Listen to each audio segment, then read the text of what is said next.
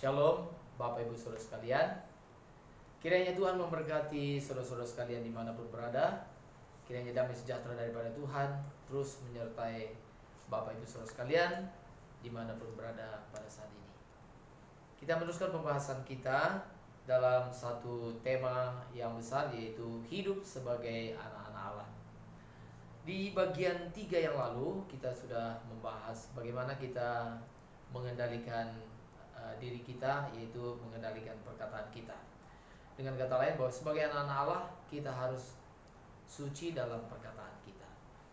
Sebagai anak-anak Allah kita harus menjaga perkataan kita, supaya perkataan kita juga adalah perkataan yang berkenan di hadapan Tuhan, yang memuliakan Tuhan dan membangun sesama kita. Di bagian yang keempat ini masih berbicara tentang hal pengendalian diri. Kali ini dengan topik yang khusus, yaitu pengendalian keinginan atau hasrat seksual. Atau poin ini berbicara bagaimana kita sebagai anak-anak Allah harus suci dalam seksualitas kita. Nah, saya harap supaya yang mendengarkan ini selain daripada orang-orang tua, tapi juga anak-anak remaja kita, ya, supaya kiranya anak-anak sekalian yang remaja, kalian juga boleh mendengarkan kebenaran firman Tuhan yang sangat penting kalian dengarkan di usia kalian yang masih sangat muda ini, sehingga kalian tidak akan pernah menyesali hidup kalian, tetapi kalian bersyukur karena kalian telah mendengarkan firman Tuhan dan memelihara firman Tuhan dalam hidup saudara-saudara. Nah, maka salah satu hal yang harus kita mengerti, bahwa sebagai manusia yang normal di usia yang tertentu, ya, di usia yang mencapai kedewasaan, maka salah satu karunia yang Tuhan berikan adalah adanya dorongan seksual. Ya, dorongan seksual. Kalau misalnya seorang ayah, kalau punya anak memiliki nafsu makan yang baik, orang tua senang. Ya. Tahukah saudara, demikian pun halnya dengan hal seksual kita. Kalau kita memiliki dorongan seks yang sehat, maka Bapa di sorga senang dengan hal ini. Berarti saudara memiliki hasrat atau memiliki nafsu yang sehat. Ya. Nah, pertama harus diingat, saudara-saudara yang dikasihi oleh Tuhan, bahwa bahwa seks ini diciptakan oleh Allah sehingga dia bersifat suci atau kudus. Ada beberapa pandangan yang keliru tentang hal seksual ini. Paling tidak mungkin ada dua yang ekstrim gitu ya. Pertama, yang memandang bahwa seks dengan segala dorongannya itu dosa, itu tidak suci, ya. Nah, itu pandangan ekstrim yang pertama. Ekstrim yang kedua, yaitu boleh menggunakan seks sebebas-bebasnya. Ini dua ekstrim yang berbahaya. Nah, sekarang saya akan menyampaikan kebenaran menurut kitab suci. Maka sebenarnya seks ini adalah diciptakan oleh Allah. Karena diciptakan oleh Allah, maka seks itu suci dan seks itu indah. Nah, ini yang harus pertama disadari oleh saudara-saudara sekalian, khususnya bagi anak-anak kami yang masih muda belia. Nah, tetapi bahwa semua yang diciptakan oleh Tuhan itu ada kegunaannya. Harus pada penempatan yang tepat. Sebab kalau tidak pada tempatnya, itu akan berbahaya. Maka sebenarnya, karena pembahasan ini kita sangat dibatasi oleh waktu, maka kita ambil inti-intinya saja. Maka sebenarnya seks ini adalah salah satu berkat Tuhan kepada manusia, supaya manusia dapat memberikan keturunan, atau supaya manusia dapat memiliki keturunan. Tetapi yang kedua juga, seks juga merupakan prokreasi, di mana manusia dapat menikmati keindahan seks, tapi dalam lingkup pernikahan. Nah, ingat ini, bahwa hubungan seks yang dibenarkan oleh Allah itu hanya dalam pernikahan, titik. Saudara yang dapat melakukan hubungan seks hanya dengan pasanganmu yang sah, hanya dengan pasanganmu, hanya dengan suami dan istri itu. Nah, sekarang ini sungguh menyedihkan, saudara, karena khususnya di negara-negara yang maju, misalnya Eropa, ini sangat menyedihkan sebab kekristenan tadinya berasal dari Eropa. Kekristenan berasal dari Eropa, di mana Eropa mengirim misionaris ke Indonesia sehingga Indonesia boleh mendengar Injil. Tetapi sekarang kehidupan kekristenan di Eropa, memang tidak semua, tetapi banyak orang Kristen di Eropa yang imannya mulai suam dan mereka kompromi dengan dosa. Saya pernah dalam satu pertemuan hamba-hamba Tuhan, ada seorang hamba Tuhan wanita yang sudah tua. Dia berkata bahwa cucunya sekolah di Jerman. Ya, suatu kali cucunya ini tadi yang kalau di Indonesia kira-kira masih SD, dia bercerita kepada nenek, kepada omanya. Dia berkata, "Oma, tadi kami berjumpa, kelas kami tadi diajar oleh profesor, ya. Profesornya dia itu membahas tentang seks. Profesor ini lalu mengajarkan organ-organ seksual ya dalam tubuh manusia, dan profesor ini tadi mengajarkan begini, bahwa itu semuanya akan membawa kenikmatan, tetapi kalian belum boleh melakukan hubungan seks." Nah, sampai di sini benar kan? Belum boleh melakukan hubungan seks. Lalu apa? Kapan boleh? Profesornya menjawab, kalian boleh melakukan hubungan seks kalau sudah umur 18 tahun, baru boleh. Nah, saudara bisa bayangkan. Jadi tidak dikatakan bahwa kamu boleh melakukan hubungan seks kalau sudah menikah, tetapi kamu boleh melakukan hubungan seks kalau umurnya sudah cukup. Nah, saudara, kita melihat bahwa kekristenan di Eropa itu luar biasa menyedihkan. Sehingga orang-orang Eropa, termasuk yang namanya Kristen, mereka menjadi orang yang liar. Tidak beda dengan hewan yang tidak punya aturan. Nah, saudara, kita adalah orang Kristen. Kita punya aturan. Aturan ini diberikan oleh Tuhan Allah untuk kebaikan kita. Tuhan memberikan aturan-aturan buat kita untuk kebaikan kita. Makanya Tuhan mengatakan, tidak boleh melakukan hubungan seks kecuali dalam pernikahan. Itu untuk siapa? Untuk kebaikan kita. Nah, saudara, saya ingin mengatakan begini, bahwa memang di usia muda, apalagi usia muda itu dorongan seks itu sehat, dan itu semakin kuat, semakin berapi-api, semakin menggelora. Nah, tapi sebenarnya itu adalah pemberian Tuhan, dan Tuhan mau supaya nanti dapat dipergunakan ketika saudara-saudara sudah menikah. Hanya kalau saudara sudah menikah. Satu hal yang ingin saya sampaikan kepada saudara, seringkali banyak orang Kristen, khususnya pemuda-pemuda, mereka gagal menunggu waktu Tuhan. Mereka telah melakukan hubungan seks sebelum menikah, karena mereka berpikir seolah-olah bahwa Tuhan tidak mengerti apa itu kenikmatan. Seolah-olah mereka berpikir bahwa Tuhan ini tidak tahu seolah-olah Tuhan tidak senang kalau kita senang, kira-kira begitu. Banyak orang berpikir bahwa Tuhan kolot. Banyak orang berpikir bahwa Tuhan ini, ini rasanya Tuhan ini nggak senang ya kalau kita senang. Nah, saudara, saya ingin mengatakan begini, bukan berarti Tuhan tidak senang kalau saudara senang. Justru dengar, justru Tuhan sedang menyiapkan kenikmatan yang jauh lebih besar daripada yang saudara pikirkan. Saya ingin mengatakan begini, maka keindahan atau kenikmatan seks yang Tuhan berikan itu akan menjadi sesuatu yang indah sekali kalau digunakan di dalam lingkup yang namanya pernikahan. Ya.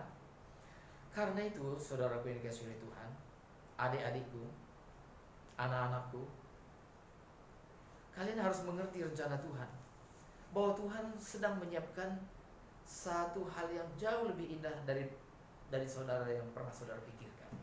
Karena itu saya mengatakan, tunda kenikmatan. Tunda kenikmatan. Ada salah satu ilustrasi yang bagus. Ada seorang yang pernah berkata demikian. Dia berkata bahwa kalau misalnya dia memakan kue tar, ya, kue tar itu, maka orang ini tadi dia paling senang itu yang namanya krimnya. Krim itu bagi dia itu lebih nikmat daripada yang lain. Ya, kalau masalah selera kan berbeda-beda. Tapi orang ini tadi dia lebih senang dengan krim. Bagian-bagian kue tar itu tadi, yang dia paling dia sukai, yang paling dia nikmati adalah krim. Maka apa yang dilakukan oleh dia ketika dia memakan itu tadi, saudara? Maka ketika dia memakan roti itu tadi, maka dia mulai makan dari yang dianggap oleh dia yang kurang enak, ya, makan dulu bagian-bagian bawahnya dan sebagainya. Lalu nanti yang paling enak, nah itu disisakan yang terakhir, krimnya itu. Baru yang terakhir krimnya itu dimakan, dan dia mengatakan, waduh, itu baru enak sekali, gitu ya. Nah, itu namanya menunda kenikmatan. Saudara yang dikasihi oleh Tuhan, seks itu memang nikmat, seks itu memang indah. Tetapi kalau saudara menikmatinya sebelum waktunya, maka dia bisa menjadi racun, dia bisa menjadi malapetaka, dia bisa menjadi bahaya bagi saudara, bisa menjadi sesuatu yang mencelakakan saudara. Mengapa? Karena saudara tidak sanggup menunggu waktunya Tuhan. Betapa menyedihkan banyak orang Kristen, betapa menyedihkan banyak anak muda, mereka tidak mau menunggu waktu Tuhan, langsung mau mencicipi, langsung mau menikmati. Akibatnya apa? Kenikmatan mereka itu kenikmatan yang tidak kudus, kenikmatan yang dangkal. Sedangkan padahal Tuhan mau menyediakan kenikmatan yang jauh lebih indah di dalam pernikahan. Nah, ini yang saudara harus mengetahui. Mungkin saudara, saya ingin sedikit harus sampaikan betapa banyak orang yang akhirnya sama seperti perkataan tadi, dalam kenikmatan seks, di dalam dorongan seksual juga. Banyak orang karena tidak bisa menahan diri, mereka langsung mau menikmati hubungan seks. Nah, saudara tahu bahwa apakah menikmati hubungan seks itu apakah mereka bisa menikmati? Memang mereka menikmati, tetapi kenikmatan mereka sebentar, mungkin hanya beberapa menit. Saya mengatakan begini, kenikmatan orang yang melakukan hubungan seks sebelum pernikahan itu sebenarnya kenikmatannya itu pun sangat cacat. Mengapa cacat? Sebab mereka melakukannya dalam ketakutan, merasa bahwa mereka bersalah, mereka belum waktunya. Jadi mereka melakukannya dengan hati yang was-was, dengan hati yang takut. Bagaimana mungkin bisa mengalami kenikmatan yang maksimal? Tidak mungkin. Maka mereka akan melakukan dosa ini tadi, mereka menikmatinya. Mereka menikmati mungkin hanya beberapa menit saja. Saudara dengarkan hal ini. Saudara renungkan. Orang ini menikmati hanya beberapa menit saja, tetapi setelah itu apa yang terjadi? Mereka akan menyesal begitu mendalam. Mereka akan sangat-sangat menyesal sekali, saudara. Tentunya dalam hal ini, saudara tahu, yang paling menyesal siapa? Yang paling rugi? Pihak wanita. Kalau begitu pria tidak rugi, juga rugi. Sama-sama rugi. Nah, saudara, karena itu jangan bodoh, saudara. Mari kita bijaksana. Saya yang mengajarkan hal yang demikian, saudara. Saya ingin mengajak kita, mari kita percaya kepada Tuhan. Jangan curiga kepada Tuhan, bahwa Tuhan sedang menyiapkan berkat yang lebih besar. Karena itu, bagaimana kita dapat menanggulangi dorongan seksual ini? Nah, pertama saudara, saya ingin mengatakan begini. Pertama dan yang paling utama adalah, ini memang bukan hanya teori, tapi jadikanlah Tuhan kesukaan dalam hidup saudara. Jadikanlah Tuhan menjadi kenikmatan bagi saudara. Nah, mungkin ini kalimat saya ini kelihatannya, ini maksudnya pendeta apa ini? Gitu ya. Nah, saudara, begini. Pertama, miliki hubungan yang baik dengan Tuhan. Saudara harus berjumpa dengan Tuhan. Saudara harus mengalami Tuhan. Nah, itulah sebabnya maka kita selalu diingatkan oleh, saya bersyukur memiliki Bapak rohani yang terus konsen dalam hal ini. Bapak Pendeta Dr. Erastus Sabdono yang selalu mengingatkan kami dan mengingatkan kita semuanya. Coba setiap hari minimal 30 menit kita berjumpa dengan Tuhan. Minimal 30 menit begitu bangun, kita menyiapkan waktu yang khusus dengan Tuhan. Berbicara dengan Tuhan, menikmati hadirat Tuhan, menikmati kehadiran Tuhan, nikmati Tuhan dengan sungguh-sungguh. Nah, saudara, ini penting sekali. Ini penting sekali. Ya, saudara, kenikmatan, keindahan bersama-sama dengan Tuhan ini tentu ini sangat menolong kita, saudara yang kasih oleh Tuhan. Ini akan sangat menolong kita. Ya, sediakan waktu saudara setiap hari. Minimal saudara 30 menit bersekutu dengan Tuhan. Nikmati hadirat Tuhan, bersekutu dengan Dia. Itu penting sekali, saudara. Kemudian yang kedua yang saya sampaikan, ada yang bisa saudara-saudara lakukan, khususnya bagi anak-anakku yang muda belia ini, bagi adik-adikku remaja, pemuda dan remaja. Yang kedua, itu ada satu istilah dalam bahasa Inggris namanya yaitu abstinence. Abstinence ini yaitu artinya berpantang atau bertarak. Artinya begini, begitu ada godaan untuk melakukan dosa ini tadi, saudara, kita harus berkata tidak. Kita harus berkata tidak. Nah, kita harus sejak muda harus mulai melatih diri kita untuk tidak terseret dengan keinginan-keinginan yang membawa kita kepada dosa yang berbahaya. Salah satu contoh yang bagus adalah Yusuf ketika digoda oleh tante Potifar, istrinya Potifar. Yusuf tidak mau kompromi, dia lari, dia menghindar, dia lari. Ya, abstinence, berpantang atau bertarak atau berkata tidak. Nah, ini memang kita harus berkata tidak terhadap dosa. Ini namanya menyangkal diri, ya. Ini perlu, ya, abstinence. Nah, jangan membiasakan diri, ya. Kita banyak orang Kristen seperti apa peribahasa mengatakan seperti kerbau dicucuk hidung, ngikut saja. Nah, Alkitab mengatakan bahwa pemuda yang pergi ke tempat wanita yang tidak benar itu seperti orang dungu yang dibawa ke pembantaian. Jangan mau. Yang ketiga, yang pertama tadi hidup dalam hadirat Allah, nikmati Tuhan dalam persekutuan, sediakan waktu yang cukup berjumpa dengan Tuhan. Yang kedua itu namanya pertarakan, ya, atau juga berpantang, ya, berkata tidak dengan godaan, ya, dan saudara pasti akan dimampukan oleh Tuhan. Yang ketiga itu namanya, ada satu istilah dalam bahasa Inggris namanya sublimation atau sublimasi. Sublimation atau sublimasi. Dalam kamus bahasa Indonesia, sublimasi ini salah satu pengertian daripada sublimasi adalah usaha pengalihan hasrat. Nah, di sana disebut usaha pengalihan hasrat yang primitif kepada hasrat yang baik, atau saya buat dalam bahasa yang lebih mengerti, yang lebih mudah adalah usaha pengalihan hasrat yang negatif kepada hasrat yang positif. Ya. Pengalihan hasrat negatif kepada hasrat yang positif. Artinya apa? Nah, dorong seksual ini yang membawa kita kepada bencana, yang membawa kita kepada bahaya, ini harus dialihkan kepada hal-hal yang bersifat positif. Saudara, misalnya pemuda, makanya pemuda jangan banyak melamun, gitu ya. Tapi saudara bisa melakukan mengalihkan hasrat atau dorongan seks ini tadi yang membahayakan itu kepada kegiatan-kegiatan yang bersifat positif. Misalnya, saudara bisa melakukan hobi saudara bisa misalnya aktif di olahraga, atau misalnya melakukan hobi di bidang musik, atau misalnya kerja kelompok, atau misalnya banyak membaca. Banyak hal yang bisa dilakukan.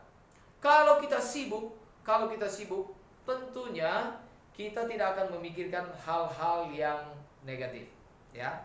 Ada satu yang luar biasa yang Tuhan berikan bagi kita. Sudah tahu apakah itu? Begini, saya ingin katakan begini, bahwa manusia tidak dapat memikirkan dua hal sekaligus dalam waktu yang bersamaan. Sekali lagi, manusia tidak dapat memikirkan dua hal dalam waktu sekaligus. Jadi begini, waktu saudara sibuk dengan hal-hal yang positif, saudara akan melupakan hal-hal yang negatif. Kalau saudara sibuk melakukan perkara-perkara yang positif, saudara tidak akan mengingat hal-hal yang negatif. Nah, karena itu kita perlu mengisi hari-hari kita dengan hari-hari yang baik. Dengan hari-hari yang baik, ya. Hari-hari kita yang baik itu adalah itu tadi. Pertama, kita memiliki persekutuan yang indah dengan Tuhan. Yang kedua, berpantang. Dan yang ketiga, namanya sublimasi, mengarahkan hasrat kita kepada hal-hal yang positif. Karena itu sebagai pemuda, saudara harus sungguh-sungguh sibuk. Isilah hidup saudara dengan perkara-perkara yang baik. Perkara-perkara yang menguras, yang memerlukan perhatian daripada saudara. Ini perlu. Dan ingat bahwa sebagai anak-anak Tuhan, khususnya bagi saudara yang pemuda, saudara harus berprestasi. Saudara mempersiapkan diri dengan baik-baik. Karena itu saudara akan banyak melakukan karya-karya yang penting dalam hidup saudara. Nah, saudara yang dikasihi oleh Tuhan, karena itu saya percaya bahwa pertama, kalau saudara memiliki dorongan seks yang kuat, saudara bersyukur pada Tuhan, karena itulah karunia Tuhan. Dan yang kemudian saudara harus memikirkan bahwa memang dorongan seks itu bukan buat dimatikan, tapi dikendalikan. Ya, dikendalikan. Kalau firman Tuhan mengatakan misalnya matikanlah, atau misalnya kebirilah. Nah, ini tidak boleh kita tafsirkan secara letterlek, nggak boleh kita tafsirkan secara langsung. Kalau misalnya firman Tuhan mengatakan kebirilah, itu artinya kita harus mengendalikan keinginan kita. Bahkan kalau keinginan kita itu liar, ya itu kita harus memang mematikan keinginan kita. Tetapi memang kalau misalnya dorongan-dorongan yang positif dalam diri kita, itu memang harus dikendalikan. Ya, sama seperti misalnya keinginan untuk makan, itu memang positif. Tetapi kalau saudara rakus, maunya makan terus nggak bisa mengendalikan, saudara sudah berdosa di hadapan Tuhan. Nah, pendeta Dr. Billy Graham dalam bukunya menulis buku 7 dosa yang mendatangkan maut. Salah satu misalnya ditulis sama dia adalah kerakusan. Nah, nafsu seksual itu juga sebenarnya masuk ke dalam hal kerakusan itu tadi, di mana kita tidak bisa mengendalikan diri, kita dikuasai oleh diri kita. Nah, ini yang berbahaya. Karena itu biarlah setiap hari kita membangun persekutuan yang intim dengan Tuhan. Ya, bangun hubungan yang intim dengan Tuhan, sehingga kita boleh memperlakukan dengan sesama dengan penuh kasih sayang. Nah, firman Tuhan mengatakan bahwa bagi anak muda, bagi pria, ketika berjumpa dengan mungkin dengan lawan jenis wanita, firman Tuhan mengatakan anggaplah itu sebagai saudara.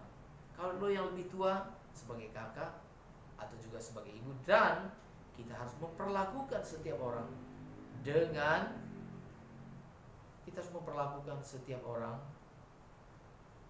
dengan penuh kemurnian, menghormati setiap orang. Kita anggap sebagai saudara kita mencintai dengan kasih yang tulus. Nah, karena itu perlu memikirkan juga teman-teman, jangan sembarangan bersahabat. Kalau misalnya teman-temanmu itu yang memang moralnya kurang baik, yang selalu memikirkan perkara-perkara yang kotor, saya mengatakan dalam nama Tuhan Yesus, tinggalkan orang-orang seperti ini. Jangan mau berteman dengan dia, jangan mau bersahabat dengan dia. Kita memang harus bedakan antara teman dengan sahabat. Kita memang berteman dengan semua orang, tetapi bersahabat itu tidak boleh dengan semua orang. Bersahabat, kalau engkau mau hidup baik di hadapan Tuhan, mau berkenan di hadapan Tuhan, bersahabatlah dengan orang yang takut akan Tuhan juga, yang juga memang memikirkan, yang memang juga tertarik dengan perkara-perkara kesucian. Baru engkau boleh bersahabat dengan orang seperti itu. Tetapi kalau memang mereka pikirannya negatif, mereka itu membawa perkara-perkara yang menyeret kita kepada hal-hal yang buruk, jangan mau berteman lagi dengan orang seperti itu. Nah, apa yang saya katakan ini bagi orang-orang di zaman sekarang mungkin ini akan dianggap ketinggalan. Mungkin dianggap ini bahkan ini kolot. Ini akan dianggap apa? Ini bahkan ini akan dianggap gila. Mengapa? Zaman sekarang seperti itu. Nah, saudara, tapi saya tidak mau peduli. Saya tidak mau peduli. Ya, nanti kita akan buktikan siapa yang sungguh-sungguh berkenan di hadapan Tuhan. Dan saya ingin buktikan bahwa hanya orang yang taat kepada Tuhan, yang menjaga kesucian hidup mereka, merekalah yang berbahagia. Merekalah yang diperkenan oleh Tuhan. Zaman sekarang memang sudah seperti zaman kita hidup di tengah-tengah orang gila, saudara yang kasih oleh Tuhan. Saudara tahu kan? Bahwa kalau misalnya kita tinggal misalnya dalam satu masyarakat, tergantung bagaimana keadaan mayoritas, kan begitu. Keadaan mayoritas. Contoh misalnya begini, contoh ya. Kalau misalnya seorang siswa misalnya, kalau misalnya dalam satu kelas itu, kalau misalnya biasa ujian misalnya nyontek misalnya, maka yang tidak nyontek itu dianggap tidak normal. Yang nyontek itulah yang dianggap normal. Saya ingat dulu waktu saya SMP gitu ya, saudara. Misalnya waktu saya SMP dulu, saya ingat betul bahwa guru-guru saya dengan tegas mengatakan, kalau ujian tidak boleh nyontek. Siapa yang menyontek, kertasnya ditarik, disuruh pulang, dan dianggap batal ujian. Itu selalu diingatkan. Beliau selalu mengatakan, guru-guru saya mengatakan, kalau ujian, siapa yang bertanya kepada temannya atau memberi jawaban kepada temannya atau yang menyontek, maka kertasnya akan ditarik. Setelah ditarik, disuruh pulang dan dianggap batal ujian. Dan saudara, bagi kita pada masa itu, maka sungguh kalau misalnya menyontek itu dianggap ini pekerjaan yang sangat memalukan. Kalau misalnya ada orang yang menyontek, wah itu memalukan sekali. Maka kita nggak berani nyontek, saudara. Ya, nggak ada yang berani nyontek. Kalaupun ada yang menyontek itu udah terpaksa banget begitu ya, udah nekat, itu nekatnya udah tinggi, gitu ya. Tapi kalau misalnya zaman sekarang kita melihat, sepertinya justru terjadi sebaliknya. Saya tidak mengatakan bahwa semua sekolah begitu, tapi ini sepertinya sesuatu yang terjadi seperti itu. Kalau misalnya di sekolah-sekolah yang tidak tertib, kalau misalnya siswanya sudah terbiasa misalnya nyontek, maka yang nyontek dianggap normal, yang tidak nyontek dianggap abnormal, tidak normal. Demikian pun dengan kehidupan masa sekarang ini. Sekarang ini, kalau misalnya orang yang menjaga kekudusan, bagi sebagian orang dianggap tidak normal. Sedangkan kalau misalnya sebelum menikah sudah melakukan hubungan seks berkali-kali dengan pasangan yang gonta-ganti, dianggap normal, itu betul-betul zaman edan. Saudara yang kasih oleh Tuhan, saya mengatakan begini, apapun yang terjadi, tetapkanlah hatimu, tetapkanlah dalam hatimu bahwa aku mau melakukan kehendak Tuhan. Apapun kata orang, aku mau mengikut Tuhan, aku mau menjaga kesucian hidupku, karena itu yang berkenan di hadapan Tuhan. Dan kalau aku menjaga kesucian hidupku, Tuhan sedang menyiapkan kenikmatan, keindahan yang jauh lebih besar, bukan hanya di dunia ini, tetapi di sorga. Tuhan memberikan keindahan yang jauh lebih indah, itu sukacita bersama-sama dengan Tuhan. Kiranya Tuhan memberkati kita. Amin.